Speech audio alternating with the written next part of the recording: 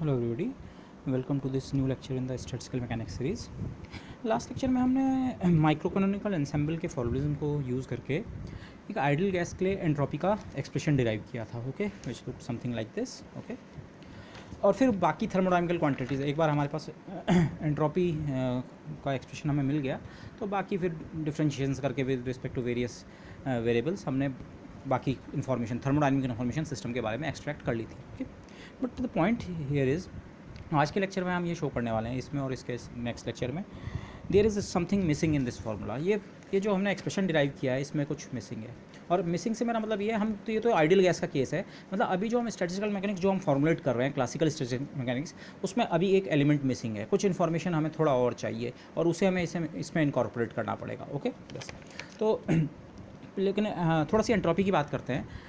Entropy का expression सिर्फ हमने आइडियल गैस के लिए डिराइव किया, ओके। एस इक्वल टू के लॉग नेचुरल ओमेगा टाइप का एक्सप्रेशन हमें मिला, ओके। आप थर्मोडायनेमिक्स में भी आपने ये एक्सप्रेशन पढ़ा होगा, कहते हैं कि इसका एंट्रोपी का मीनिंग होता है रैंडमनेस, ओके। रैंडमनेस का क्या सेंस है, वो थोड़ा स्टार्ट मैक में हमने ये एक्सप्रेशन हमारे पास है तो यहाँ से समझ सकते हैं। थर्मोडायनेमिक्स में कहते हैं कि सिस्टम को अगर आप छोड़ दें, इवॉल्व होने दें, तो सिस्टम लास्ट में जाके इक्विलिब्रियम स्टेट, उस स्टेट में जाके सेटल होता है जहाँ उसकी एंट्रोपी सबसे ज़्यादा होती है। एंट्रोपी मतलब रैंडमनेस सबसे ज़्यादा, पर उस रैंडमनेस का सेंस क्या है वो अब यहाँ से ज़्यादा क्लियर होता है। एस लार्ज होने का मतलब एक्स मैक्सिमाइजेशन की कोशिश है सिस्टम की इक्विलिब्रियम में जाके, इसका मतलब वो ओमेगा को मैक्सिमाइज करना चाह रहा है, ओके। और इसको इस तरह सोचें, माना ये किसी सिस्टम की एक्सेसिबल स्टेट्स है जब वो इक्विलिब्रियम में आ चुका है, ओके। पहले इक्विलिब्रियम में नहीं था तो वो उसकी एक्सेसिबल स्टेट्स कुछ और थी, different set of accessible states था। लेकिन जब सिस्टम इक्विलिब्रियम स्टेट में आ गया तो वो उसकी ये एक्सेसिबल स्टेट्स हैं।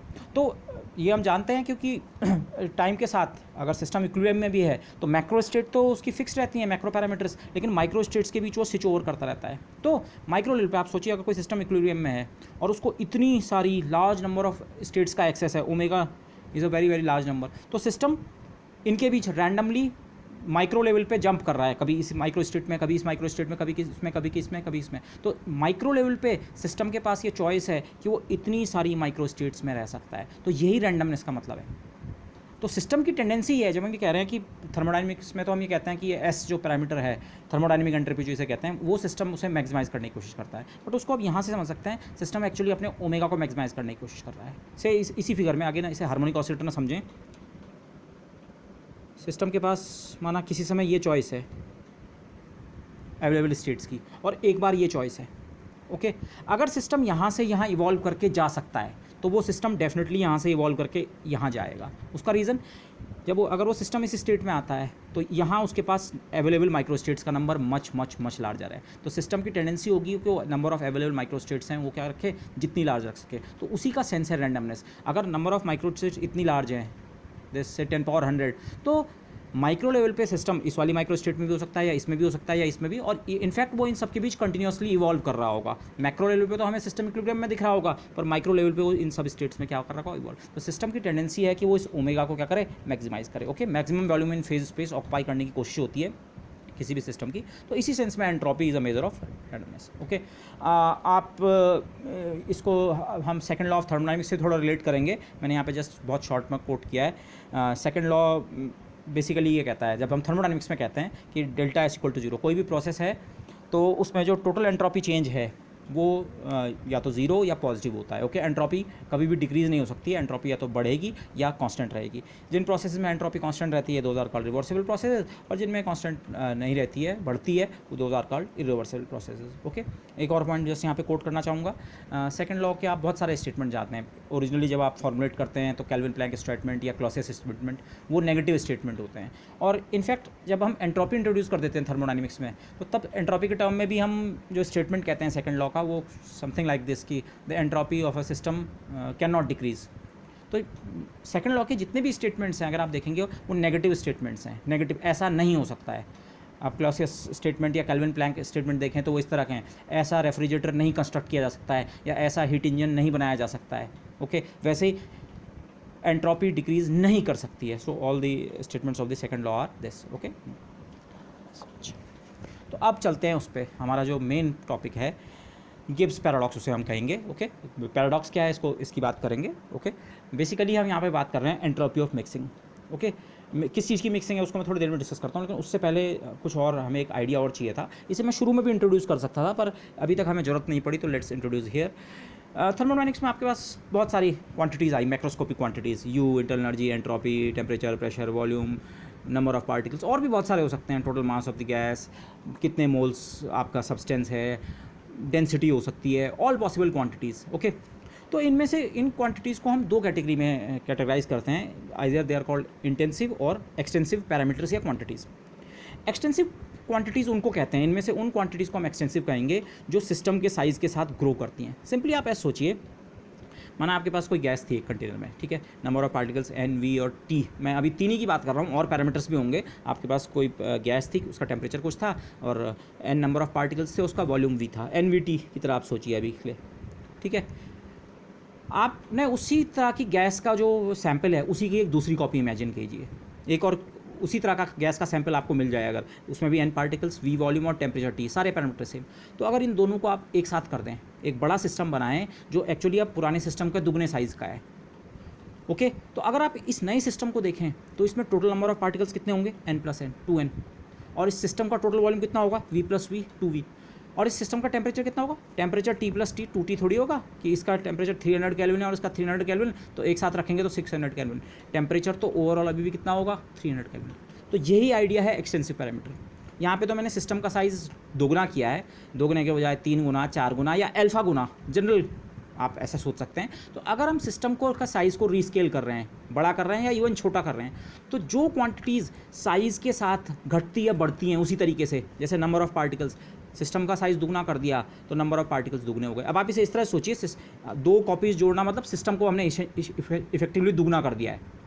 ओके, दुगना करने का मतलब ये नहीं है कि हमने उसका वॉल्यूम दुगना किया है, उसी की दो कॉपीज़, जैसा पहला सिस्टम था वैसा ही सिस्टम उसमें ऐड करके उसे दुगना किया है। तो अगर ये इस तरह से हम सोचें तो नंबर ऑफ पार्टिकल्स तो दुगने हो रहे हैं, वॉल्यूम भी दुगना हो रहा है, लेकिन टेम्परेचर सेम रह रहा है। तो जो क्वांटिटीज़ सिस्टम के साइज़ के साथ ग्रो करते हैं, स्केल करते हैं, उसी तरह से सिस्टम 4 गुना इमेजिन आपने किया तो नंबर ऑफ पार्टिकल 4 गुना हो जाएंगे, वॉल्यूम 4 गुना हो जाएगा, इंटरनल एनर्जी 4 गुना हो जाएगी। तो ये सारी क्वांटिटीज़ जो हैं, एंट्रोपी 4 गुना हो जाएगी। ये सब, इन सब को हम कहते हैं एक्सटेंसिव क्वांटिटीज़। बेसिकली आप दिमाग में रखें एडिटिव, जो सिंपली ऐड होती हैं। अच्छा, सिस्टम के total number of particles n plus N, 2n, v plus V, 2v, लेकिन temperature T plus T, 2T नहीं बनेगा, टेम्परेचर T रहेगा। तो T एक्सटेंसिव नहीं है, T बल्कि इंटेंसिव आएगा, जिसको हम अभी डिफाइन करेंगे। But these are extensive quantity जो ऐड होती हैं। एक और एक्सटेंसिव क्वांटिटी मास, इसका मास m और इसका मास भी m, तो अगर आप दोनों को एक साथ लें तो सिस्टम का total mass 2m। Okay, but जरूरी नहीं है इनके वॉल्यूम और मास बराबर हों, माना इसमें नंबर ऑफ पार्टिकल n1 और इसमें n2, तो मिला के n1 plus n2 and so on. Okay, जबकि इंटेंसिव पैरामीटर्स कौन से हैं, विच रिमेन द सेम। अगर सिस्टम का आप ग्रो कर रहे हैं, ग्रो मतलब इस सेंस में सिस्टम की ही मल्टीपल कॉपीज़ के टर्म में आप सोचें, सिस्टम और उसी की एक और कॉपी और उसी की एक और कॉपी, तो इन सारी कॉपीज़ को अगर आप एक साथ इमेजिन करें तो आपको एक बड़ा सिस्टम मिलता है। तो उस बड़े सिस्टम में नंबर ऑफ पार्टिकल और वॉल्यूम वगैरह तो बढ़ रहा है, पर से जब टेम्परेचर की बात करें, टेम्परेचर चाहे एक छोटे सिस्टम का लें चाहे आप बड़े सिस्टम का, बड़ा मतलब उसे स्केल करके, तो उसका टेम्परेचर भी क्या रहेगा, सेम। ऐसे ही प्रेशर भी सेम रहेगा, ऐसे ही जो हमने केमिकल पोटेंशियल डिस्क्राइब किया था वो भी सेम रहेगा, और भी और कुछ क्वांटिटीज़ होंगी। इनफैक्ट यहाँ पे मैंने रिलेशन लिखा है जो फर्स्ट और सेकंड लॉ ऑफ थर्मोडायनामिक्स को कंबाइन करके, इंटरनल एनर्जी टेम्परेचर और एंट्रोपी पर डिपेंड करती है, pressure, volume, chemical potential, number of particles. इस एक्सप्रेशन में आप अगर आप देखेंगे, इंटरनल एनर्जी एक्सटेंसिव प्रॉपर्टी है, सिस्टम के साइज़ के साथ ग्रो करती है। माना इस अकेले सिस्टम की एनर्जी से 100 यूनिट्स है, तो ऐसी अगर आप दो कॉपीज़ लेंगे तो इस सिस्टम की टोटल एनर्जी 200 यूनिट्स होगी, 100 प्लस 100, तो सिस्टम के साइज़ के साथ ग्रो कर रही है। ये क्वांटिटी U जो है सिस्टम के साइज़ के साथ ग्रो करती है, एक्सटेंसिव है। यहाँ S, V और N एक्सटेंसिव हैं और T, P और म्यू हैं इंटेंसिव। अब आप ये ना सोचें कि एक्सटेंसिव क्वांटिटीज़ हमेशा डिफरेंशियल में आती है, इसमें कंफ्यूज ना करें, ठीक है, क्योंकि हम लेजेंडर ट्रांसफॉर्मेशन करके इस टर्म को मैं SDT की फॉर्म में भी लिख सकता हूँ। बट इंपॉर्टेंट पॉइंट ये है,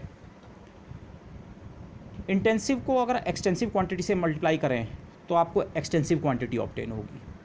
बेसिकली सिस्टम एक्सटेंसिव मतलब जो सिस्टम के साइज़ के साथ बढ़ रही है, और इंटेंसिव उतनी रह रही है। तो अगर आप एक इंटेंसिव क्वांटिटी को एक एक्सटेंसिव क्वांटिटी से मल्टीप्लाई करेंगे तो आपको एक एक्सटेंसिव क्वांटिटी ही मिलेगी। ओके, दिस तो वो नेचर आपको यहाँ पे दिख रहा है, intensive into extensive, intensive into extensive, intensive into extensive. हर टर्म इस प्रकार का है तो हर टर्म एक्सटेंसिव है, और राइट हैंड साइड भी आपका एक्सटेंसिव है। Okay, this extensive into intensive parameter आपको एक्सटेंसिव मिलेगा। और इसी को आप ऐसे भी समझ सकते हैं, अगर एक्सटेंसिव पैरामीटर को एक्सपेंसिव पैरामीटर से डिवाइड किया जाए तो आपको इंटेंसिव पैरामीटर मिलेगा। से मैं आपको एक एग्जांपल देता हूँ सिंपली, v अपॉन एन, इस तरह की चीज़ हमें कंस्ट्रक्शन में देखने को मिलेगी। v अपॉन एन, माना आपने किसी सिस्टम का साइज़ दुगना कर दिया तो v दुगना हो गया, लेकिन नंबर ऑफ पार्टिकल्स भी दुगना करने का मतलब हम ये नहीं बोल रहे कि और वॉल्यूम दुगना करना है उतना ही।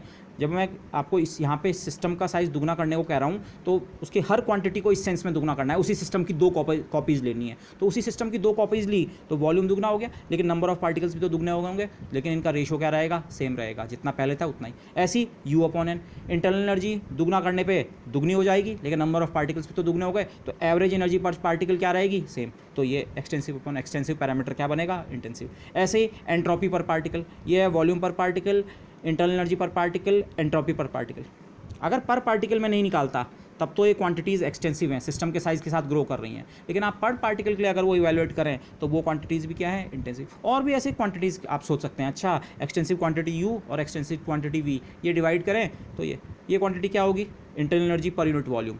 ओके, इस तरह की चीज़ें हो सकती हैं। दिस एक और एग्जाम्पल अगर लें इंटेंसिव क्वांटिटी का, माना टोटल मास जो है इस गैस का, से ये गैस थी, इसका मास टोटल मास m था, मॉलिक्यूल्स का नहीं, एक टोटल मास इसका m है। तो अगर हम इस सिस्टम को दुगना कर दें, इसी की एक और कॉपी लें, तो मिला के अब इस ओवरऑल सिस्टम का मास हो गया 2m, लेकिन अब वॉल्यूम भी तो कितना हो चुका है, 2v।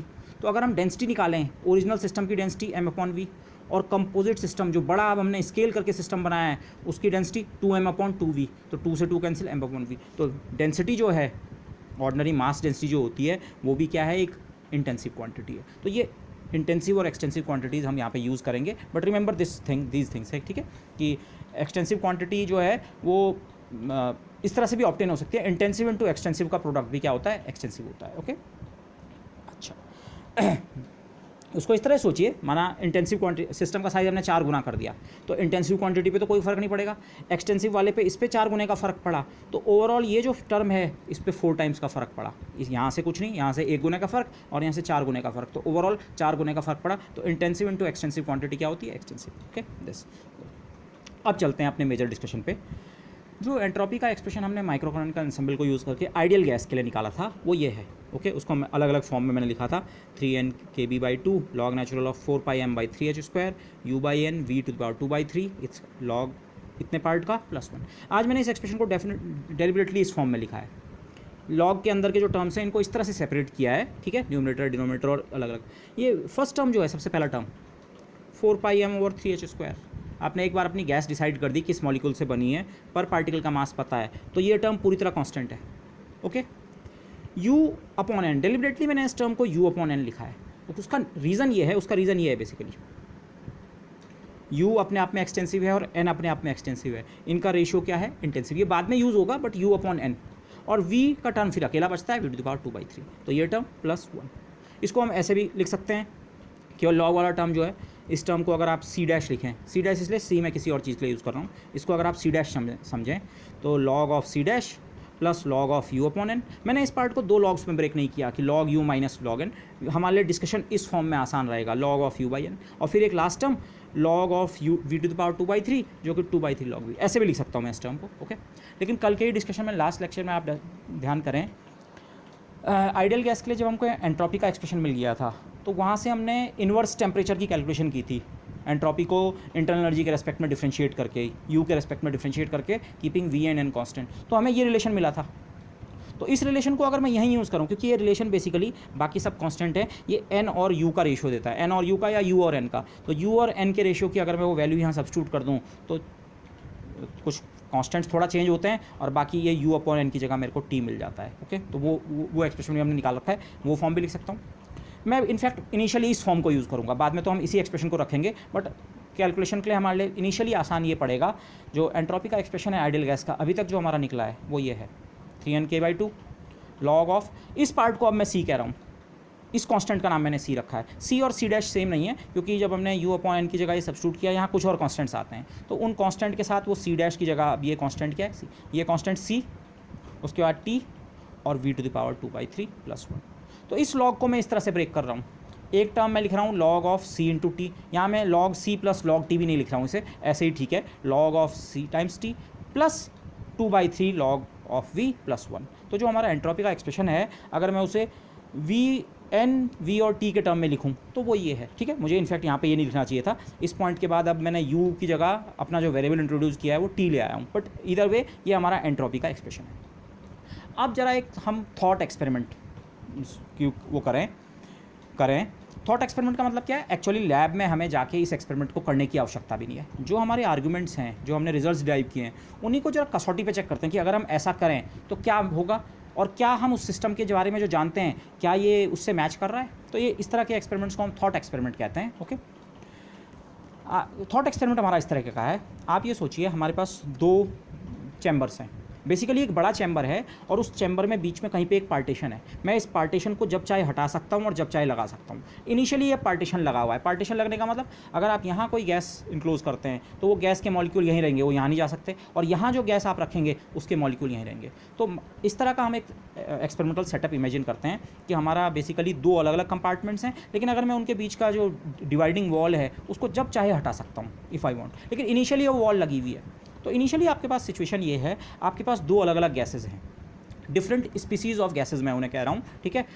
डिफरेंट स्पीसीज़ का मतलब अलग अलग मॉलिक्यूल्स आप सोच सकते हैं, अलग अलग, एक ऑक्सीजन और एक कार्बन है फॉर एग्जांपल। ओके, खैर यहाँ पे मैं दोनों गैसेज के मास इक्वल चाहूँगा, बट स्टिल दोनों गैसेज क्या हैं, मास हर किसी के मॉलिक्यूल का बराबर है, उससे हमारा डिस्कशन सिंपल हो जाएगा।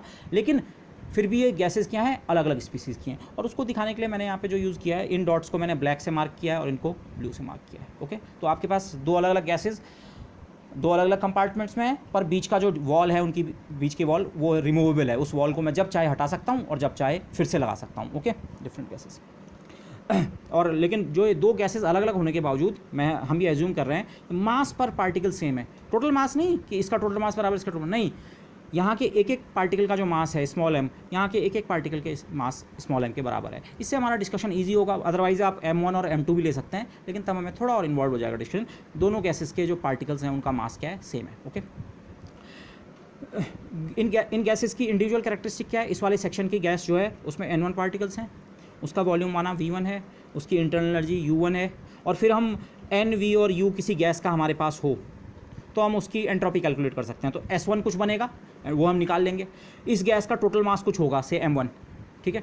ऐसे ही जो दूसरी साइड में जो गैस है, डिफरेंट गैस, दूसरी तरह के मॉलिक्यूल्स से बनी हुई जो गैस है, उसमें n2 पार्टिकल्स हैं, इसका टोटल वॉल्यूम v2 है, इसकी टोटल इंटरनल एनर्जी u2 है, और इसकी एंट्रोपी का भी कुछ एक्सप्रेशन हो जाएगा जो हम यहाँ से लिख सकते हैं। इस एक्सप्रेशन को कॉपी करना है, n की जगह n1 u1 और v1 रखूँगा तो पहले वाले की एंट्रोपी बन जाएगी, और n2 u2 v2 रखूँगा तो दूसरे वाले की। ओके, इस गैस का टोटल भी कुछ मास होगा, ठीक है, लेट दैट टोटल मास भी m2। अच्छा, ये जो पैरामीटर्स मैंने यहाँ लिखे हैं दोनों गैस के लिए इंडिविजुअली अभी तक, ये एक्सटेंसिव पैरामीटर्स हैं। ये नंबर ऑफ पार्टिकल्स, वॉल्यूम और इंटरनल एनर्जी और एंट्रोपी और टोटल मास, ये एक्सटेंसिव पैरामीटर होते हैं। अगर इसी सिस्टम को आप सोचें, इसके जैसे 2 सिस्टम होते, दुगने साइज़ का होता है सिस्टम, तो नंबर ऑफ पार्टिकल, वॉल्यूम, ये सब दुगने हो जाते। लेकिन और सिमिलरली इस सिस्टम के लिए, तो ये इनके एक्सटेंसिव पैरामीटर्स हैं।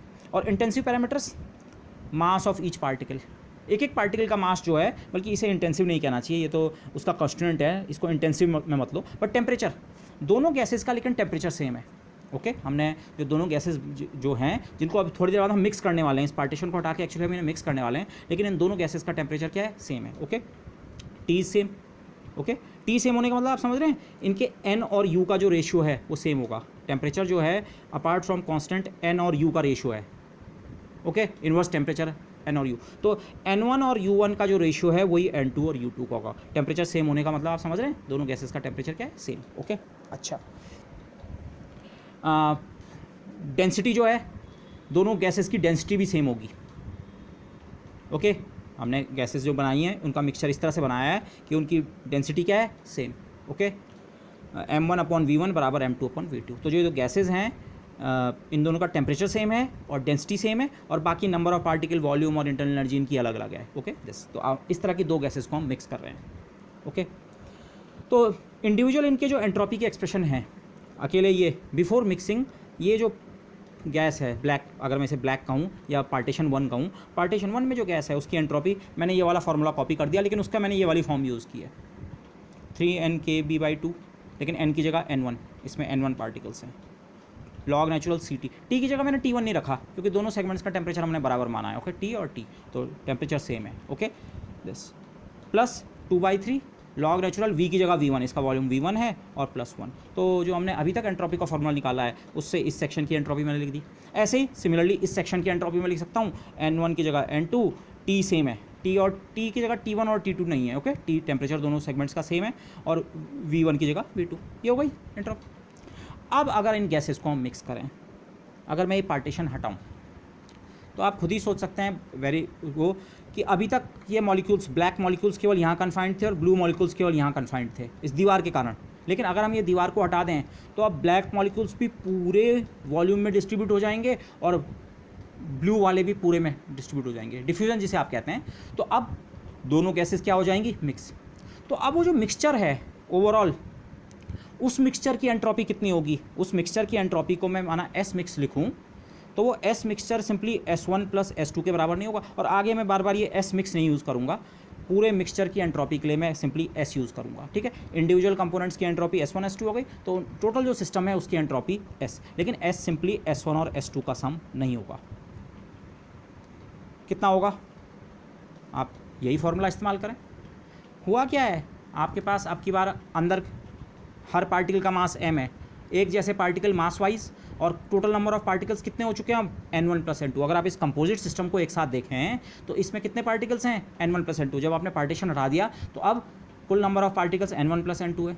तो आप सेम वाला एक्सप्रेशन फिर से इस्तेमाल करो तो आपको इस सिस्टम की एंट्रोपी मिल जाएगी। अब दीवार हटाने के बाद इस सिस्टम की एंट्रोपी जो है वो कितनी है, यही वाला फॉर्मूला फिर से यूज़ किया, 3 N1 + N2 kB/2 log natural ct। Temperature still T रहेगा, ये आप सिंपली आर्ग्यू कर सकते हैं, एक गैस का टेम्परेचर T और दूसरी गैस का टेम्परेचर T, तो अगर उन्हें मिक्स भी कर दिया तो ओवरऑल गैस का टेम्परेचर कितना रहेगा, T रहेगा, ओके। तो टेम्परेचर T रहा, दिस, तो T का टर्म ये, और 2/3 लॉग नेचुरल, ओवरऑल वॉल्यूम कितना है, V1 + V2, total number of particles N1 + N2 और टोटल वॉल्यूम V + V2। अकेले अकेले कंपोनेंट्स की एंट्रोपी इतनी, और जो मिक्सचर की एंट्रोपी है वो सिंपली इन दोनों का सम नहीं होगा, वो हम ऐसे करके निकालेंगे, इसी एक्सप्रेशन को यूज़ करके ये निकालेंगे। तो ये n की जगह N1 + N2, V की जगह V1 + V2, लेकिन T सब जगह सेम है, ओके। कंपोजिट सिस्टम को अगर मैंने यहाँ पे दिखाया है, कंपोजिट सिस्टम में total number of particle N1 + N2, total volume V1 + V2, total internal energy अगर जरूरत कहीं पे पड़े U1 + U2। इंटरनल एनर्जी वाले एक्सप्रेशन को हमने यूज़ नहीं किया, अदरवाइज मैं इसको भी यूज़ कर सकता था, हमने सीधे टेम्परेचर के टर्म्स में बात कर ली, तो हमारे लिए डिस्कशन आसान हो गया। टेम्परेचर सारे सेगमेंट्स का सेम था, इसका टेम्परेचर T, इसका T, तो मिक्सिंग के बाद ओवरऑल का भी टेम्परेचर कितना है, T, ओके। एंट्रोपी लेकिन जो है अभी हम देखेंगे, ये एंट्रोपी जो है इस मिक्सचर की एंट्रोपी इन इंडिविजुअल जो सेगमेंट्स की एंट्रोपी है इससे ज़्यादा होगी, वो होनी भी चाहिए। ये प्रोसेस अगर आप थर्मोडायनेमिक्स के लिहाज से देखें तो ये एक इरिवर्सिबल प्रोसेस है। कौन सी प्रोसेस, इस पार्टीशन को हटाने की प्रोसेस। अगर मैं पार्टीशन को हटाता हूँ तो दोनों गैसेस मिक्स हो जाती हैं, ओके, तो ये प्रोसेस इरिवर्सिबल है। आप बिना एनर्जी खर्च किए अब इससे ये वाला सिस्टम नहीं बना सकते हैं। आप सेपरेशन जरूर कर सकते हैं बाद में कि आप काले वाले मॉलिक्यूल्स को एक तरफ कन्फाइन करते हैं और ब्लू वालों को, पर उसके लिए आपको एनर्जी खर्च करनी पड़ेगी। बाय इटसेल्फ ये सिस्टम मिक्स स्टेट से, इसमें मैंने ब्लैक और ब्लू को मिक्स कर रखा है, अगर नहीं भी दिख रहा है, इसमें ब्लैक और ब्लू सब तरह के पॉइंट्स मिक्स हैं। तो ये सिस्टम इस स्टेट से इस स्टेट में तो जा सकता है, लेकिन इस स्टेट से बाय इटसेल्फ इस स्टेट में नहीं आएगा।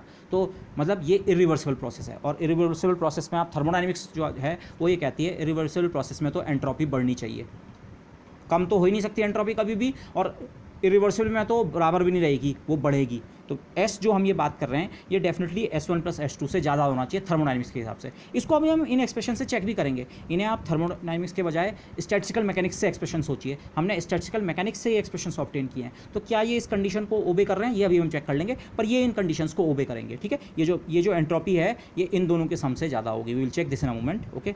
और टोटल मास अगर इस सिस्टम का निकालें तो M1 + M2, लेकिन अभी भी इस सिस्टम में ईच पार्टिकल का मास कितना है, m, इसीलिए मैंने दोनों गैसेस के इंडिविजुअल पार्टिकल्स का मास सेम लिया था, ठीक है। एक एक पार्टिकल का मास अभी भी m है, एक ओवरऑल गैस का टेम्परेचर अभी भी कितना है, T है। डेंसिटी अगर आप कैलकुलेट करें, इनिशियली इस सेगमेंट की डेंसिटी थी m1/v1, इस सेगमेंट की डेंसिटी थी m2/v2, लेकिन हमने पहले ही कहा था इन दोनों सेगमेंट्स की जो मास डेंसिटी वो बराबर है। तो अब ओवरऑल सिस्टम की मास डेंसिटी कितनी होगी, मिक्सचर की mass density m1 + m2 / V1 + V2, लेकिन ये भी इतने के बराबर होगी। यू कैन चेक, अगर ये m1/v1 बराबर m2/v2 है तो m1 + m2 न्यूमरेटर्स को ऐड करें अपॉन v1 + v2, वो भी सेम के बराबर बनेगा। ओके तो ये पैरामीटर्स जिनको मैंने लाइन के नीचे लिखा हुआ है, एम टी और रो पे कोई फ़र्क नहीं पड़ा, लेकिन ये एडिटिव हो गए, ये बढ़ गया, ये बढ़ गया, ये बढ़ गया। लेकिन एंट्रोपी सिंपली एडिटिव नहीं है, एंट्रोपी तो एडिशन से भी ज़्यादा है। S1 + S2 जितना है, एंट्रोपी तो उससे भी ज़्यादा होगी। You will see this in a moment. Okay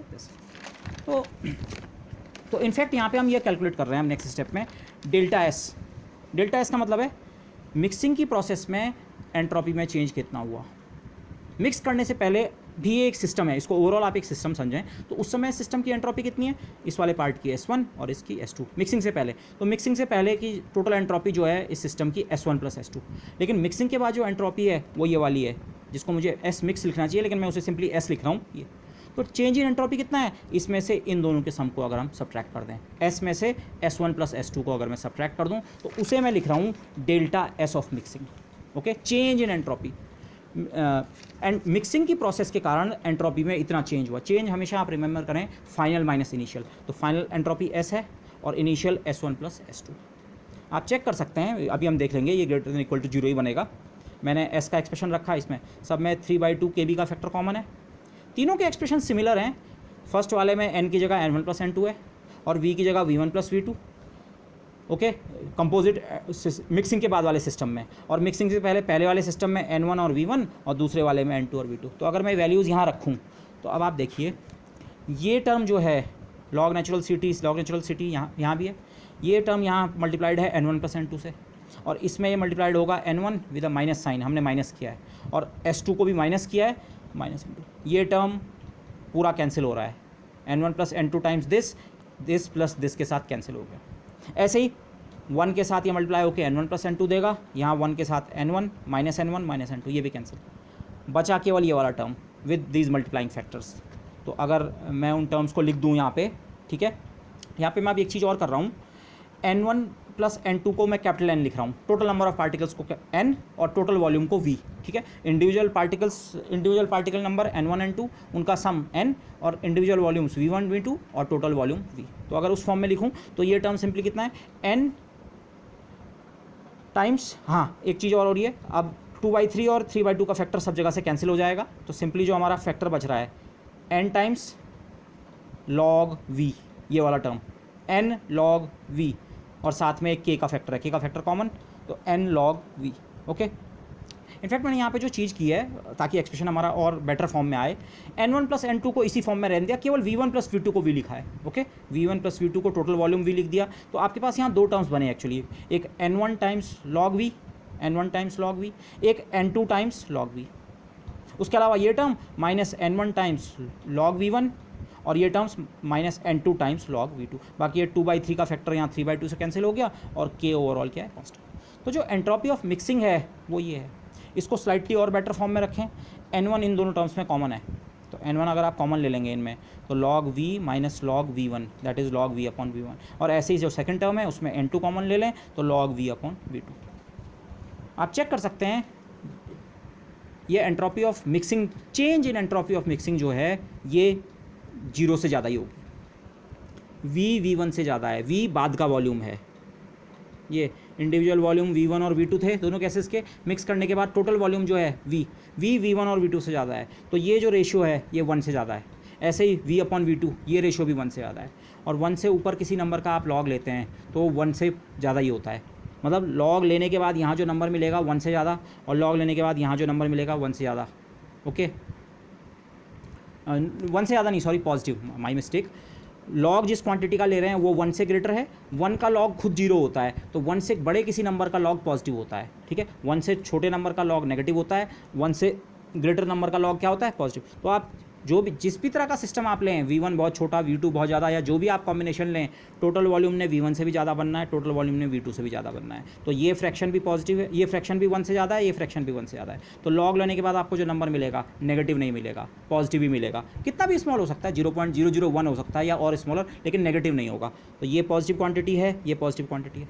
number of particles हमेशा पॉजिटिव होंगे, तो positive into some positive plus positive into some positive, overall ये एक पॉजिटिव क्वांटिटी है, के भी तो एक पॉजिटिव कांस्टेंट है, तो ये greater than equal to zero हो रहा है। ये क्वांटिटी एंट्रोपी ऑफ मिक्सिंग जो है ये क्या है, greater than equal to zero, positive. तो थर्मोडायनेमिक्स से अभी कोई पैराडॉक्स नहीं आया। पैराडॉक्स हम कहते हैं ऐसी सिचुएशन को जिसको हम दो अलग अलग तरह से एनालाइज करें तो हमें आंसर्स में कन्फ्लिक्ट मिलता है। अभी कोई दिक्कत नहीं है। अभी जो हमने एक्सप्रेशन डिराइव किया है इसका, उसको एक सिस्टम पे लगाया, दूसरे पे लगाया, कंपोजिट सिस्टम पे अप्लाई किया, तो हमें पता लग रहा है हाँ भाई इस तरह से मिक्सिंग करें तो एंट्रोपी बढ़ती है। और थर्मोडायनेमिक्स भी हमें शायद यही कह रही थी, भाई दो अलग अलग गैसेज हैं, भाई पहले तो आपकी गैसेज ऑर्डर्ड सिस्टम है, जब तक आपने गैसेज को मिक्स नहीं किया है और बाद में आपने उन्हें मिक्स कर दिया तो मिक्सिंग में आपकी रैंडमनेस बढ़ गई है। मिक्सिंग में रैंडमनेस कैसी बढ़ी, उसको क्वालिटेटिव भी आप सोच सकते हैं। अरे पहले तो हमारे ब्लैक वाले, आप इनको मॉलिक्यूल्स के बजाय अगर बिलियर्ड की बॉल्स या उस तरह से सोचें, ब्लैक कलर की बॉल्स एक पार्टीशन में कंटेंड है और ब्लू कलर की बॉल्स एक पार्टीशन में कंटेंड है, लेकिन बाद में जब पार्टीशन हटा दिया ये सब तो रैंडमली मिक्स हो गए, तो वो सिस्टम में डिसऑर्डर क्या है, ज़्यादा है, एंट्रोपी बढ़ रही है। तो वो नज़र भी आ रहा है, हाँ एंट्रोपी सचमुच बढ़ती है। कितनी बढ़ती है उसका एक्सप्रेशन भी हमारे पास आ गया। ओके, उसका रीज़न मैंने यहाँ पे लिख रखा है, V या तो V1 से ज़्यादा या बराबर होगा। आप एक बहुत इसमें वैसा केस सोच सकते हैं, माना V2 0 है, पहला वॉल्यूम है और दूसरा है ही नहीं, तो उस केस में बराबर भी हो सकता है, बट बराबर वाला केस आप भूल जाएं, वो तो वैसा केस है। अदरवाइज V जो है टोटल वॉल्यूम, नया वॉल्यूम, वो V1 और V2 दोनों से ज़्यादा है। इसका मतलब एंट्रोपी का जो चेंज है वो greater than equal to zero ही होगा। जीरो ग्रेटर ही होगा, इक्वल टू भी नहीं होगा। ठीक है, इक्वल टू उस एक आइडियल केस में होता, अदरवाइज इक्वल टू भी नहीं होगा। तो एंट्रोपी हमारी इंक्रीज़ कर रही है, गुड। तो ये तो ठीक है, कोई बात नहीं, थर्मोडायनेमिक्स के हिसाब से कुछ नहीं। लेकिन अब मैं इस केस का भी पहले एक स्पेसिफिक केस ले रहा हूँ, क्योंकि आगे डिस्कशन उसके टर्म में आसान होगा।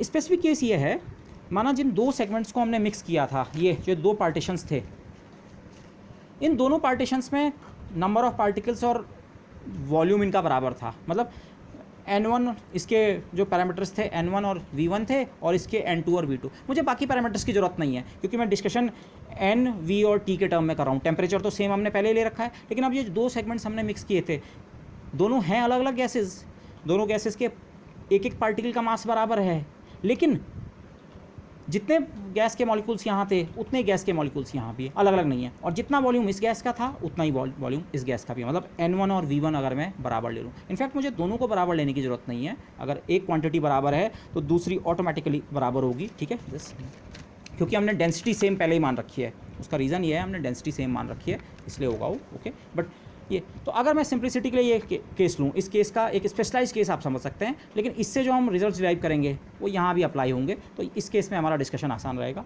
माना दोनों जो हमने सेगमेंट्स ऐड किए थे उनमें नंबर ऑफ पार्टिकल और वॉल्यूम बराबर था, N1 बराबर N2 था और V1 बराबर V2। तो इससे क्या होगा, इससे एक सिंप्लीफिकेशन कैसे हो रहा है, अब जो टोटल वॉल्यूम है वो twice V1 plus V1 2V1, और total number of particles 2N1। Okay, 2N1 की तो मुझे ज़रूरत नहीं है। फ़ायदा क्या हो रहा है, टोटल वॉल्यूम या तो 2V1 या 2V2 दोनों बराबर हो जाएंगे अब। ओके, V1 प्लस V2 के बजाय या तो 2V1 लिख लो या 2V2। इसका फ़ायदा क्या है, यहाँ से अब मुझे V/V1 या V/V2 की वैल्यू मिल जाएगी। V/V1 भी 2 और V/V2 भी 2। तो इस पर्टिकुलर केस में, स्पेसिफिक केस जो हम ले रहे हैं कि दोनों पार्टीशंस जिनको हमने वो किया था, दोनों इंडिविजुअल गैसेज जो थी वो उनमें इनिशियली नंबर ऑफ पार्टिकल्स दोनों में बराबर थे और दोनों का वॉल्यूम भी क्या था, बराबर। तो अगर उस पर्टिकुलर केस में हम वर्क करते तो ये एक्सप्रेशन किस प्रकार का बनता, KB N1 log natural V/V1 की वैल्यू यहाँ से आप देख सकते हैं 2 के बराबर, और इस सेकंड टर्म की वैल्यू N2 बराबर N1 है तो N2 की जगह N1 आ जाता, और लॉग नेचुरल यहाँ भी V/V2 भी कितने के बराबर, 2। तो ये दोनों टर्म्स न्यूमेरिकली बराबर वैल्यू के हैं, और कितनी वैल्यू के, N1 लॉग नेचुरल 2 के। तो ओवरऑल ये जो एक्सप्रेशन बनता इसका दुगना, ट्वाइस N1 टाइम्स KB और लॉग नेचुरल। ये नंबर भी 0 से ज़्यादा है, वो पर्टिकुलर केस भी आप लेंगे तो एंट्रोपी बढ़ रही है। तो आपने दो गैसेस मिक्स की, लेकिन जिन दो गैसेस को मिक्स किया स्पीसीज़ अलग अलग थी, लेकिन उन दोनों गैसेस के नंबर ऑफ पार्टिकल सेम थे, दोनों गैसेस का वॉल्यूम बराबर था, दोनों गैसेस का टेम्परेचर सेम था, और दोनों गैसेस का एक एक पार्टिकल का मास जो था सेम था। अदरवाइज दोनों गैसेस अलग अलग स्पीसीज़ की है। तो मिक्सिंग के दौरान थर्मोडायनेमिक्स से हमने देखा, हाँ ब्लैक वाले मॉलिक्यूल्स ब्लू वाले मॉलिक्यूल्स से मिक्स हो गए तो रैंडमनेस बढ़ी है, इरिवर्सिबल प्रोसेस है, तो एंट्रोपी बढ़नी चाहिए। तो रियली आप देख रहे हैं, हाँ एंट्रोपी ऑफ मिक्सिंग जो है ये फैक्टर है, आप देख सकते हैं ये फैक्टर पॉजिटिव है, log ऑफ 2 नेचुरल बेसिस पे है, पर ये एक पॉजिटिव क्वांटिटी है। N1 number of particles positive, KB positive constant positive, entropy बढ़ रही है। अभी तक भी सब कुछ ठीक है थर्मोडायनेमिक्स के हिसाब से, पर अब गलती कहाँ है, पैराडॉक्स कहाँ है, एक्चुअली पैराडॉक्स ये है, but something is still wrong. अगर ये जो दो गैसेस थी जिनको हमने मिक्स किया और इस तरह से मिक्स किया, बराबर नंबर ऑफ पार्टिकल और बराबर वॉल्यूम थे स्टार्टिंग में, ये दोनों गैसेज अगर अलग अलग स्पीसीज़ की ना हो, अभी तक अब जो मैं फिगर में आपको दिखा रहा था, ये ब्लैक एक स्पीसीज़ के और ये ब्लू दूसरी स्पीसीज़ के, माना ये दोनों गैस के मॉलिक्यूल्स जो थे एक ही स्पीसीज़ के, मैंने उनको ब्लैक पेन से ही दोनों को ड्रॉ किया है, दोनों तरफ से ऑक्सीजन। तो अगर ये गैस दोनों तरफ सेम है तो इस क्राइटेरिया में तो कहीं इसका नेचर आया ही नहीं कि क्या वो था क्या था। आप ये एंट्रोपी का एक्सप्रेशन देखें, इनफैक्ट जब मैंने इसे एक सिस्टम S1 के लिए या S2 के लिए या कंपोजिट सिस्टम के लिए यूज़ किया, इस फॉर्मूले में क्या क्या आता है, n number of particle, k तो ओवरऑल कांस्टेंट है, 3 2 ये तो नंबर्स हैं, m लेकिन हमने दोनों गैस के पार्टिकल्स का मास बराबर लिया था, इसलिए m का भी कोई फ़र्क नहीं पड़ा, चाहे आप एक पार्टीशन की बात कर रहे हैं, चाहे दूसरे पार्टीशन की, चाहे ओवरऑल की, एक एक पार्टिकल का मास कितना है m। तो सिस्टम्स में चेंज क्या हुआ, नंबर ऑफ पार्टिकल, एक बार n1 और वॉल्यूम v1, दूसरी बार n2 और v2, और कंपोजिट सिस्टम में ये n1 प्लस n2 और ये v1 प्लस v2, यही तो हुआ।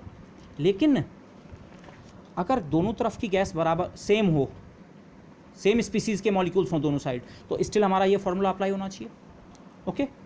लेकिन अब जरा इस केस का एनालिसिस करते हैं। अगर दोनों तरफ हमारी सेम स्पीसीज़ की गैस है, और हमने जो पर्टिकुलर केस लिया है वो कैसा है,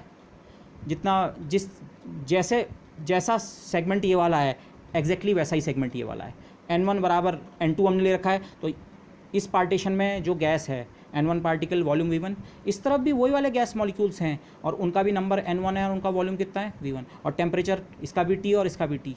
तो एक ही गैस के आपने दो आइडेंटिकल सिस्टम्स अगल बगल अभी रखे हुए हैं, अभी सेपरेट नहीं किया, अभी सेपरेशन नहीं हटाया।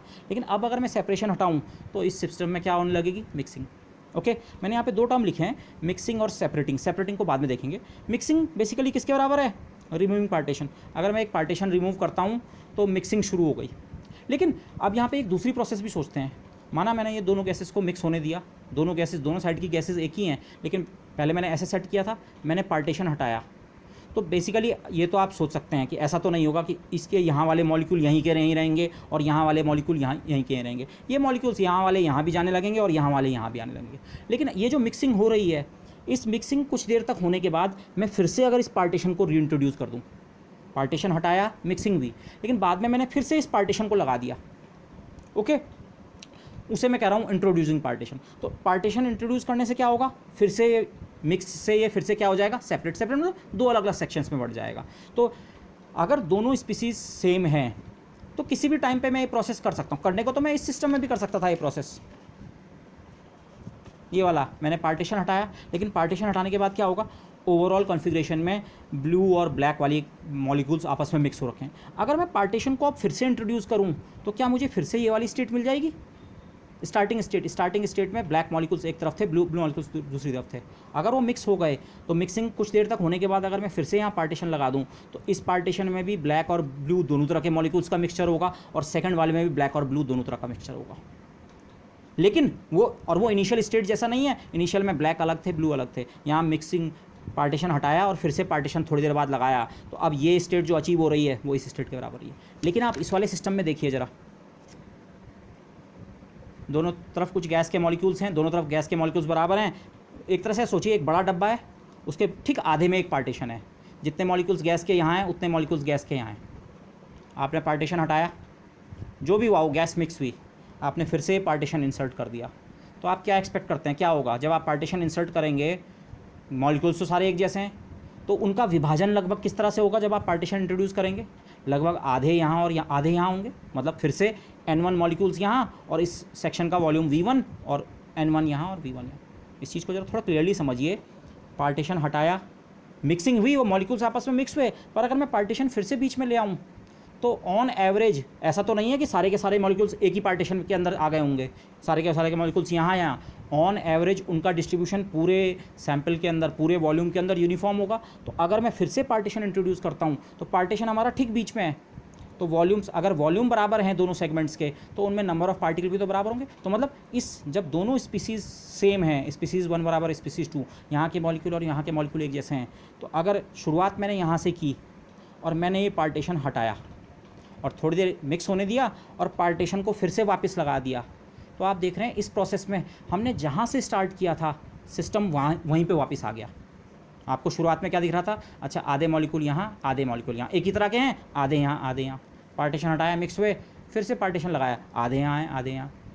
जबकि इस वाले केस में ऐसा नहीं हो रहा है। इस वाले में पार्टीशन हटाने और लगाने के बाद एक्चुअली ब्लैक मॉलिक्यूल्स के साथ ब्लू यहाँ भी मिक्स हो गए और ब्लैक के साथ ब्लू यहाँ भी मिक्स हो गए। ये प्रोसेस रिवर्सिबल नहीं हुई। हटाया और केवल पार्टीशन लगाने से सिस्टम अपनी इनिशियल स्टेट में नहीं आ गया कि एक बार पार्टीशन हटाया और लगा दिया तो फिर से सिस्टम स्टेट में आएगा। लेकिन ये वाली प्रोसेस एक्चुअली रिवर्सिबल है।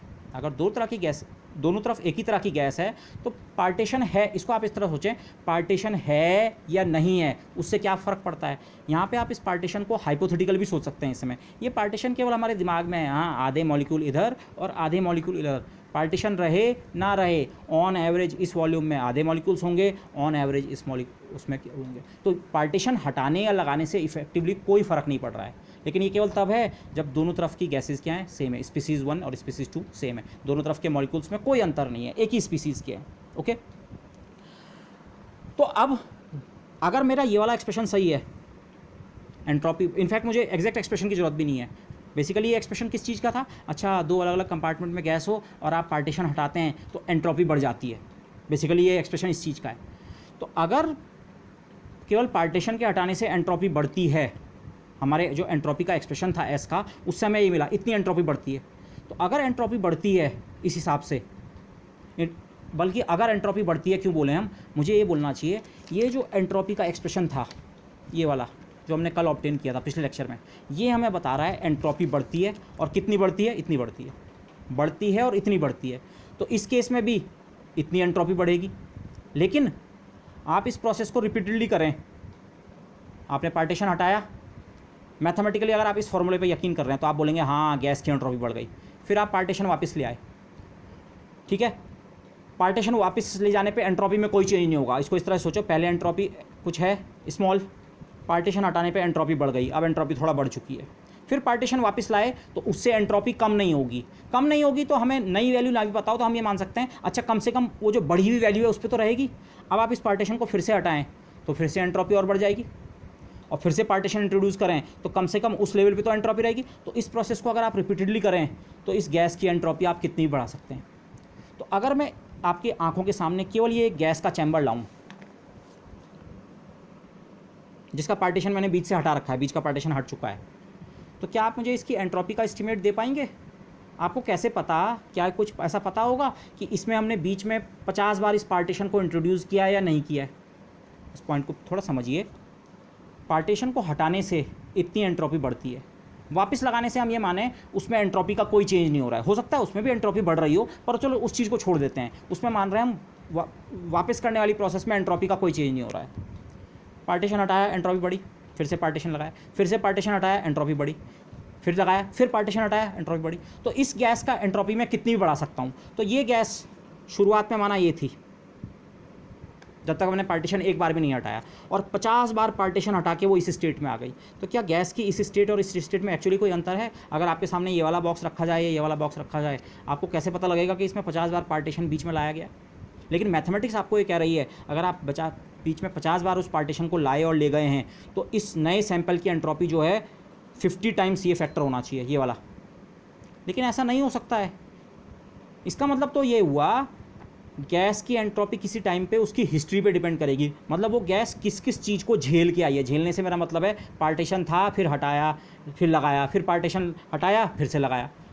इस और इस गैस में डिफरेंस क्या है? नंबर ऑफ़ मॉलिक्यूल्स वगैरह तो सब सेम है, पर अंतर क्या है? अरे इसने तो एक भी बार वो पार्टीशन वाली प्रोसेस को नहीं झेला और इसने 50 बार पार्टीशन की प्रोसेस को झेला है। तो ऐसा लगता है अगर ये एक्सप्रेशन सही है, गैस की जो एंट्रोपी है वो उसकी जो हिस्ट्री रही है, उसने क्या फेस किया है, उस पर डिपेंड करेगी। पर एंट्रोपी तो हम थर्मोडायनामिक्स में कहते हैं एक स्टेट वेरिएबल होता है। सिस्टम कौन सी स्टेट में है, सिस्टम जिस स्टेट में ये सिस्टम है उसी स्टेट में ये सिस्टम है, तो मतलब एंट्रोपी पे ये फ़र्क नहीं पड़ना चाहिए। ओके, या इसको दूसरी तरीके से सोचें अगर आपको ऐसे में कन्फ्यूज़न हो रहा है, जब आप दोनों तरफ एक ही गैस है तो पार्टीशन हटाने की प्रोसेस जो है वो बेसिकली रिवर्सिबल है। आप ये एंट्रोपी के फॉर्मूले अभी भूल जाओ। आपने थोड़ी देर के लिए पार्टीशन हटाया, मॉलिक्यूल्स मिक्स हुए होंगे, डिफ्यूज़न तो होगा, ऐसा नहीं है कि यहाँ वाले मॉलिक्यूल्स अब यहीं रहेंगे, यहाँ वाले यहाँ जाएंगे, यहाँ वाले यहाँ, लेकिन आप फिर से पार्टीशन लगा दें, ओके, तो आपको इनिशियल स्टेट ऑब्टेन होगी। इनिशियली क्या था, माना आप आंख बंद करके आपको ये सिस्टम दिखाया गया, शुरू में आपको दिखे यहाँ 100 मॉलिक्यूल्स, यहाँ भी 100, फॉर सिंप्लिसिटी माना 100, दोनों का वॉल्यूम बराबर। पार्टीशन हटाया, वो जो भी मिक्स हुए, फिर मैंने पार्टीशन फिर से लगा दिया, तो अब आपको क्या दिखेगा, फिर से लगभग 100 मॉलिक्यूल यहाँ, यहाँ 100 यहाँ। तो आप बोलेंगे अरे ये तो शुरुआत वाली स्टेट है।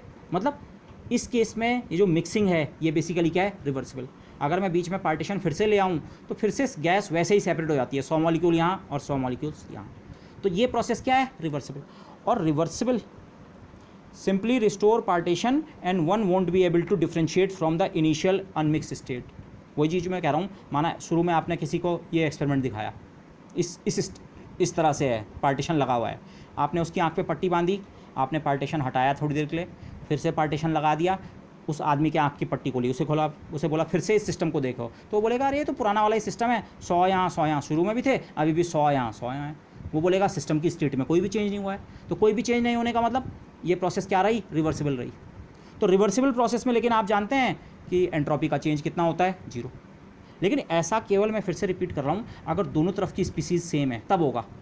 अगर स्पीसीज़ अलग अलग हैं और आप ये वाला एक्सपेरिमेंट किसी के साथ आंख बंद करके करें, 100 मॉलिक्यूल ब्लैक वाले, 100 मॉलिक्यूल ब्लू वाले, पार्टीशन हटाया, उसकी आंख पे पट्टी बांधी, पार्टीशन हटाया, अब आप पार्टीशन फिर से भी लगा दें तो ऐसा थोड़ी होगा, यहाँ केवल ब्लैक वाले मॉलिक्यूल रहेंगे 100 और यहाँ केवल ब्लू वाले। यहाँ 100 मॉलिक्यूल्स तो होंगे ऑन एवरेज, लेकिन वो ब्लू और ब्लैक की मिक्सिंग होंगी, लगभग 50 ब्लैक और लगभग 50 ब्लू यहाँ, और लगभग 50 ब्लैक और 50 ब्लू यहाँ। तो वो आदमी तो आँख की पट्टी खोलने के बावजूद समझ जाएगा अरे नहीं कुछ चेंज हुआ है सिस्टम में।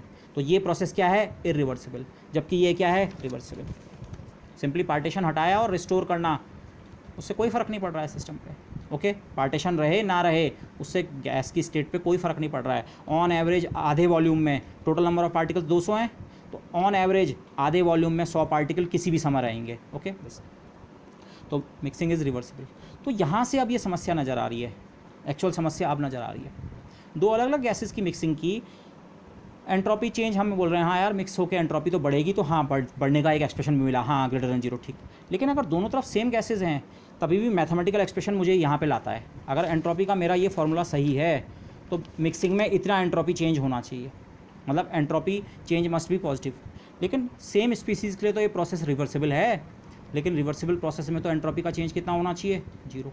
मतलब इस एक्सप्रेशन में कहीं गड़बड़ है। और ये एक्सप्रेशन कहाँ से आया था, ये एक्सप्रेशन यहाँ से आया था, मतलब ये एक्सप्रेशन पूरी तरह सही नहीं है। दो अलग अलग गैसेस के लिए शायद ये सही आंसर दे रहा हो, क्योंकि वो एंट्रोपी को बढ़ता हुआ दिखा रहा है, उस पर भी आप अब यकीन नहीं कर सकते हैं। हो सकता है वो बढ़ने का आंसर गलत दे रहा हो, एंट्रोपी बढ़ता हुआ तो दिखा रहा है वो आंसर, पर क्या पता एक्चुअल एंट्रोपी इतना ना बढ़ती हो, इसका 10 गुना बढ़ती हो। क्योंकि गलती अब ऐसे पकड़ में आई, अगर दोनों तरफ आप सेम गैस इमेजिन करें तो मैथमेटिकली एंट्रोपी का चेंज हमें 0 मिलना चाहिए था। लेकिन एंट्रोपी का चेंज का ये फॉर्मूला चाहे सेम स्पीसीज़ हो चाहे अलग अलग स्पीसीज़ हो, मैथमेटिकली तो यही आंसर मिल रहा है। इसमें तो स्पीसीज़ की कहीं बात ही नहीं आ रही है हमारी इस कैलकुलेशन में, वो तो सिंपली इस पे बात कर रहा है। अच्छा यहाँ N1 पार्टिकल हैं और यहाँ N2 हैं, तो जब केवल इसकी एंट्रोपी लेंगे तो N1 आ जाएगा और केवल इसकी लेंगे तो N2 आ जाएगा, और मिला के लेंगे तो N1 + N2। स्पीसीज़ की कहीं बात ही नहीं हो रही है, तो चाहे ये केस हो ये केस। लेकिन हमारा जो ये एनालिसिस है ये बता रहा है सेम स्पीसीज़ के केस के लिए तो रिवर्सिबल प्रोसेस है, तो एंट्रोपी का चेंज कितना होना चाहिए, 0। तो इसका मतलब यहाँ गड़बड़ है, यहाँ गड़बड़ है, मतलब एंट्रोपी के इस एक्सप्रेशन में कुछ मिसिंग है। अब वो क्या मिसिंग है, जब सेम स्पीसीज़ हैं दोनों साइड तो डेल्टा एस ऑफ मिक्सिंग जो होनी चाहिए 0 होनी चाहिए, इतने के बराबर नहीं, 2n के लॉग नेचुरल 2 के बराबर नहीं होनी चाहिए। यही पैराडॉक्स है, आप एक तरफ से एनालिसिस कर रहे हैं थर्मोडायनेमिक्स से या रिवर्सिबल प्रोसेस के जो हमारा सिंपल आर्गूमेंट है उससे हम एनालिसिस कर रहे हैं, तो हमें पता लग रहा है सेम स्पीसीज़ के लिए तो एंट्रोपी का चेंज 0 होना चाहिए, जबकि वो वाला एक्सप्रेशन बता रहा है नहीं सेम स्पीसीज़ भी हों तो एंट्रोपी का चेंज इतना। तो ये दोनों आंसर मैच नहीं कर रहे हैं, यही पैराडॉक्स है।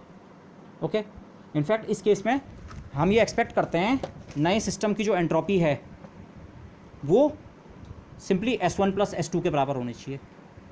इस केस में तो हम एक एक्सपेक्ट कर रहे थे कि डेल्टा S 0 से ज़्यादा, लेकिन इस केस में मिक्सिंग करने के बावजूद, मिक्सिंग करो या ना करो फिर से पार्टीशन ले आओ, एंट्रोपी का चेंज नहीं होना चाहिए। मतलब S बराबर सिंपली S1 + S2 होना चाहिए। डेल्टा S 0 होने का मतलब S बराबर S1 + S2 होना चाहिए।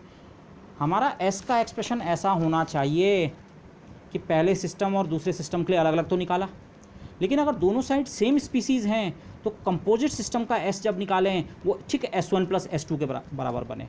अलग अलग स्पीसीज़ के लिए तो S1 + S2 से ज़्यादा बने, लेकिन जब सेम स्पीसीज़ हों दोनों साइड तो वो ठीक S1 + S2 के बराबर बने। तो अब यही अब पैराडॉक्स है। तो अब इसका रिजोल्यूशन क्या है, समस्या समझ में आ गई, कुछ गड़बड़ है, अब इसका रिजोल्यूशन हमें चाहिए। अब इसका रिजोल्यूशन पहले हम सिंपली मैथमेटिकली करेंगे, एक बहुत छोटा रिजोल्यूशन इसका किया जा सकता है। एस की अगर आप फिर से एक्सप्रेशन को देखिए, यहाँ से हम हिंट लेंगे, बाद में इसकी फिजिक्स भी डिस्क्राइब करेंगे, पर मैथमेटिकली अगर आप देखें दिक्कत कहाँ से आ रही है, प्रॉब्लम कहाँ है। एंट्रोपी का एक्सप्रेशन ये है, जिसको मैंने U/N या T दोनों के टर्म में अलग अलग लिखा है, लेकिन मैं इस वाले की बात करता हूँ, इसके केस में डिस्कशन अगेन आसान रहेगा। एंट्रोपी जो है एक्सटेंसिव क्वांटिटी होती है, हम जानते हैं, गुड, ठीक है। 3n kb/2, इसमें kb और 3/2 तो कांस्टेंट है, n number of particles extensive होता है। सिस्टम का साइज़ दुगना करेंगे तो n दुगना होगा, 4 गुना सोचेंगे तो 4 गुना हो जाएगा, n एक्सटेंसिव है।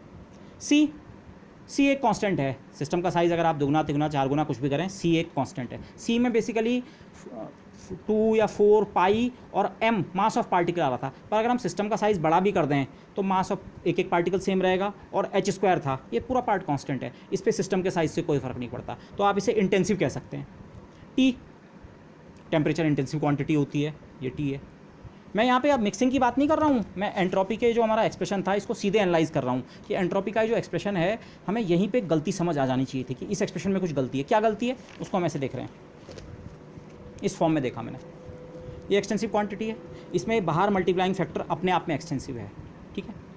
इसमें से C और T वाला पार्ट जो है ये इंटेंसिव है। C कांस्टेंट, इसने हमेशा सेम रहना है, सिस्टम का साइज़ इतना लो इतना लो इतना लो इतना लो, 2 गुना लो 4 गुना लो अल्फा गुना लो, C ने सेम रहना है, T ने सेम रहना है, सिस्टम की मल्टीपल कॉपीज़ लेंगे, T सेम रहेगा। लेकिन V, हाँ V खुद एक्सटेंसिव होता है, लेकिन यहाँ V नहीं है, यहाँ V का लॉग है, बट एक्सटेंसिव क्वांटिटी का लॉग है, और लास्ट में 1 है, 1 भी इंटेंसिव है, इस नंबर ने हमेशा 1 रहना है। अब ये वाला डिस्कशन आप याद करें, एक्सटेंसिव क्वांटिटी जो होती है, इंटेंसिव इंटू एक्सटेंसिव क्वांटिटी करके आपको एक्सटेंसिव मिलती है। एक्सटेंसिव को आप इस तरह सोचें, माना इसी एग्जांपल को ऐसे सोचें, अगर मैंने सिस्टम का साइज़ दुगना कर दिया, किसी सिस्टम का, ये मैं अब गिब्स पैराडॉक्स वाले सिस्टम की बात नहीं कर रहा हूँ, ये किसी भी सिस्टम के लिए हमने एक्सप्रेशन निकाला है, आइडियल, किसी भी आइडियल गैस के लिए, तो अगर हम उसका सिस्टम का साइज़ दोगुना कर दें, फॉर सिंप्लिसिटी केवल दुगुना कर दें, तो दुगना होने का मतलब एंट्रोपी पे कितना फ़र्क पड़ना चाहिए, 2 का फ़र्क पड़ना चाहिए। अब आप देखिए, अगर हमने सिस्टम का साइज़ दुगना किया तो नंबर ऑफ पार्टिकल भी तो दुगने हो गए होंगे, तो अगर यहाँ S की जगह 2S आता है तो N की जगह भी 2S आ रहा है, तो मैथमेटिकली आप देखिए, अच्छा ये 2S को यहाँ का 2 जो है वो फैक्टर बैलेंस कर देगा, तो इसका मतलब ये बाकी सारे फैक्टर्स पे कोई फ़र्क नहीं पड़ना चाहिए। एक्सटेंसिव क्वांटिटी जो होती है, extensive quantity into intensive quantity का प्रोडक्ट होता है। एक्सटेंसिव क्वांटिटी माना किसी क्वांटिटी पे दुगने का फ़र्क पड़ा, सिस्टम ये था और आपने सिस्टम का साइज़ मेंटली दुगना कर दिया। अगेन दुगना करने का मतलब ये ना सोचें केवल वॉल्यूम दुगना किया है, वॉल्यूम दुगना किया तो नंबर ऑफ पार्टिकल्स भी दुगने किए हैं। बेसिकली ये दुगना वॉल्यूम कैसे किया, इसी सिस्टम की 2 कॉपीज़ लेके, 1 और 2 कॉपीज़ लेके, इस तरह से सोचें कि ये सिस्टम हमने दुगना इस तरह से किया है। तो अगर पहले पार्टिकल्स n और v थे तो अब नंबर ऑफ पार्टिकल 2n और वॉल्यूम कितना है 2v। लेकिन एंट्रोपी भी एक्सटेंसिव होती है, तो पहले एंट्रोपी s थी तो 2s। तो मैथमेटिकली अगर आप देखें, अच्छा एंट्रोपी दुगना, वो क्योंकि n ने भी दुगना होना है, इसलिए ये अगर यहाँ ट्वाइस आएगा तो यहाँ ट्वाइस, मैथमेटिकली बैलेंसिंग यहीं से हो रही है। तो इन फैक्टर्स के साथ कोई दुगने का फैक्टर नहीं आना चाहिए, ये फैक्टर सेम रहने चाहिए। तो सेम ये और ये फैक्टर तो इंटेंसिव है, ये तो सेम रहता है, लेकिन ये वाला फैक्टर जो है वॉल्यूम तो खुद सिस्टम के साइज़ के साथ दुगना हो जाता है, अगर मैं केवल दुगना कर रहा हूँ सिस्टम का साइज़। ओके, मैं इस चीज़ को यहाँ पे क्लियरली करता हूँ। S का जो एक्सप्रेशन है, मैं 3k और 2 को छोड़ दे रहा हूँ, n इक्वल टू नहीं लिखता हूँ, something like n log natural c plus log natural t plus 2/3 log natural v plus 1, इस तरह का एक्सप्रेशन है। ये छोटा सिस्टम, इसी सिस्टम को दुगना कर दो। दुगना कैसे किया, इसी सिस्टम की 2 कॉपी लेके। तो नए सिस्टम के लिए 2s एंट्रोपी एक्सटेंसिव होती है, जितना गुना सिस्टम का साइज़ उतने गुना एंट्रोपी, लेकिन नंबर ऑफ पार्टिकल भी कितने होंगे, दुगने 2n। इस पार्ट पे कोई फ़र्क नहीं पड़ेगा, log n c plus log n t plus 1। पहले मैं ये वाला पार्ट लिख रहा हूँ, अगर केवल ये टर्म्स होते, ये वाला टर्म नहीं होता, तो हाँ मैथमेटिकली अगर ये 3 टर्म है तो यहाँ अगर दुगना कर दिया तो केवल मुझे n के साथ 2 का फैक्टर लाना है, इनको छेड़ने की ज़रूरत नहीं है।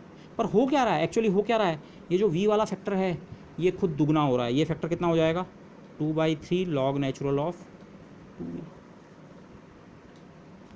2/3 log नेचुरल ऑफ 2v कितना होता है, इसको आप लिख सकते हैं 2/3 log natural 2 plus 2/3 log natural v। 2/3 log natural v बाहर से दुगने का फैक्टर, ओवरऑल इसका दुगना तो हो रहा है लेकिन इतना फैक्टर उसमें एक्स्ट्रा आ रहा है।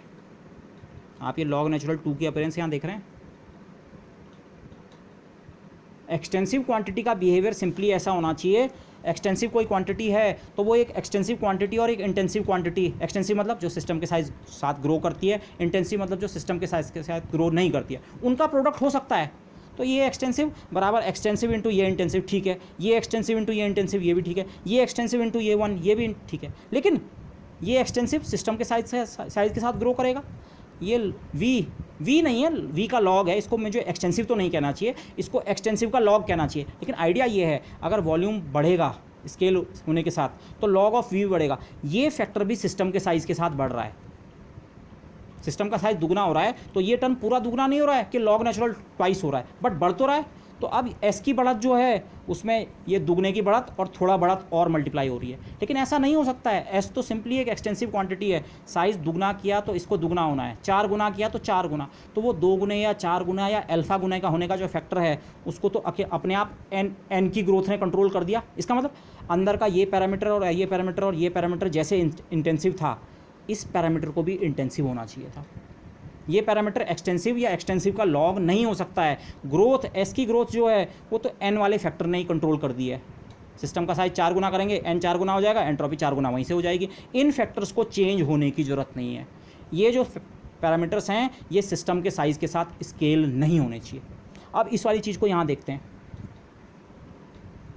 ये टर्म ये है, ये टी का term basically U upon N से आता है, 1 अपॉन टी का एक्सप्रेशन में apart from constant U upon N. T system के साइज़ के साथ चेंज नहीं होता, इंटेंसिव है। यू और एन इंटेंसिव नहीं होते हैं, यू और एन क्या होते हैं, एक्सटेंसिव। लेकिन यू और एन हमारे एंट्रोपी के फॉर्मूले में किस तरीके से आ रहे हैं, मैंने तभी इस फॉर्मूले को ऐसा लिखा था। यू और एन अपने आप में एक्सटेंसिव हैं, लेकिन यू और एन अलग अलग अपेयर नहीं होते हैं, वो एक्सटेंसिव अपॉन एक्सटेंसिव क्वांटिटी होती है इंटेंसिव। वो उनका वो एक रेशियो की फॉर्म में अपेयर होते हैं जो कि एक इंटेंसिव क्वांटिटी बनता है। तो अब ये टर्म प्रॉब्लमेटिक है, log of sum extensive quantity है ये, ऐसा नहीं हो सकता। ये लॉग हो लेकिन किसी इंटेंसिव क्वांटिटी का हो सकता है, जैसे ये लॉग है या ये लॉग है। लॉग किसका, इंटेंसिव क्वांटिटी का। लॉग यू और लॉग एन अलग अलग नहीं है, लॉग यू अपॉन एन है। Extensive quantity upon extensive quantity का लॉग मतलब इंटेंसिव का लॉग। इंटेंसिव का लॉग कोई दिक्कत नहीं है, इंटेंसिव इंटेंसिव इंटेंसिव इंटेंसिव सब इंटेंसिव होते, तो एक्सटेंसिव इंटू इंटेंसिव एक्सटेंसिव सब कुछ ठीक मैच होता। लेकिन ये टर्म गड़बड़ कर रहा है। तो ये टर्म सही मैथमेटिकली अगर सोचें, फिक्सिंग का एक तरीका सोचें, अच्छा क्या क्या फिक्स होना चाहिए, अरे यहाँ भी शायद ये क्वांटिटी एक्सटेंसिव ना होकर इंटेंसिव कैसे हो सकती है, इसके डिनोमिनेटर में कुछ होना चाहिए। क्या हो सकता है, जैसे यहाँ u के साथ डिनोमिनेटर में n है, शायद इस v के साथ यहाँ डिनोमिनेटर में एक n।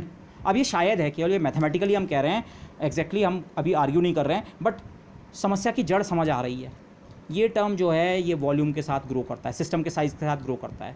ये यहाँ पे ऐसा टर्म होना चाहिए था ओवरऑल जो सिस्टम के साइज़ के साथ ग्रो नहीं करता है। ओके, तो see how U and N appear as U upon N. U और एन अलग अलग नहीं आए, वो एक रेशियो की फॉर्म में आए और तब वो एक इंटेंसिव क्वांटिटी बन गई, जो कि हमें यहाँ हर क्वांटिटी इंटेंसिव चाहिए। इंटेंसिव इंटेंसिव इंटेंसिव इंटेंसिव सब होते और ये एक्सटेंसिव होता तो काम बन जाता, लेकिन इंटेंसिव इंटेंसिव इंटेंसिव, लेकिन इसने कहानी ख़राब कर दी। ये एक्सटेंसिव का लॉग है, सिस्टम के साइज़ के साथ ये भी ग्रो कर रहा है, तो ये ग्रोथ को और बढ़ा दे रहा है। अगर यहाँ से 2 का फैक्टर आ रहा है तो लॉग नेचुरल 2 का फैक्टर यहाँ से भी आएगा, यहाँ से 4 का फैक्टर आएगा, यहाँ से लॉग नेचुरल 4 का फैक्टर भी आ जाएगा।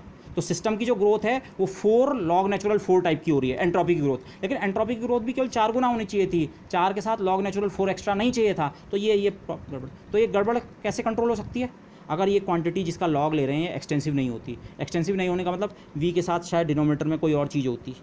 ओके दिस, तो प्रॉब्लम हमारी ये है, एस जो है सम एक्सटेंसिव क्वांटिटी, ये इनटू ये सब इंटेंसिव है, इंटेंसिव इंटेंसिव इंटेंसिव, ये पार्ट ठीक था, plus log of certain extensive quantity बन रहा है। ये गड़बड़ है, केवल इतना होता है, एक्सटेंसिव इंटू इंटेंसिव कोई दिक्कत नहीं, अच्छा एंट्रोपी एक्सटेंसिव हो जाती। यहाँ एक्सटेंसिव के साथ एक एक्सटेंसिव फैक्टर लॉग के अंदर और आ रहा है। एक्सटेंसिव सिंपली आप ये सोचिए अल्फ़ा गुना, तो अल्फ़ा लॉग अल्फ़ा टाइप का फैक्टर आ रहा है। अल्फ़ा लॉग अल्फ़ा नहीं चाहिए, सिंपली अल्फ़ा चाहिए। तो मतलब ये, तो सॉल्यूशन क्या होगा, v मस्ट बी, क्या ऐसा सॉल्यूशन हो सकता है कि v must be replaced by v by n। और एक्चुअल एक्सप्रेशन पे आप जाएं तो एंट्रोपी का जो एक्चुअल एक्सप्रेशन है उसमें v नहीं होता है, v की पावर 2/3 होता है, लॉग लेते हुए वो 2/3 बाहर आ जाता है, पर v की पावर 2/3 इस फॉर्म में। तो मतलब अगर v की जगह के साथ v/n है तो यहाँ फैक्टर जो होना चाहिए n⁻2/3 का। इस वाले एक्सप्रेशन में अगर वो मैथमेटिकल आइडिया हमारा सही है तो यहाँ n⁻2/3 का एक फैक्टर और होना चाहिए। और इनफैक्ट सॉल्यूशन यही है, जहाँ जहाँ आपको v दिखाया है वो v नहीं है, वो v/n होना चाहिए। लेकिन ये मैथमेटिकल सॉल्यूशन है, कोई फिजिक्स नहीं है, मैंने केवल सॉल्यूशन, इनफैक्ट ये सॉल्यूशन मैं आपको इसलिए बता पाया क्योंकि हमारे पास सॉल्यूशन था, अदरवाइज़ ये बताना पॉसिबल नहीं था कि v को किस चीज़ से डिवाइड करना चाहिए। बट लास्ट में हम देखेंगे सॉल्यूशन यही। अब उस सॉल्यूशन का हम फिजिकल आपको वो दे रहे हैं। Okay, in fact let me pause this lecture, ये लगभग 1 घंटे का लेक्चर हो चुका है। मैं सेकंड लेक्चर में इस चीज़ को कंटिन्यू करता हूँ। Okay, this is an important point, just इसके साथ ही आप इस वीडियो को देख लीजिए।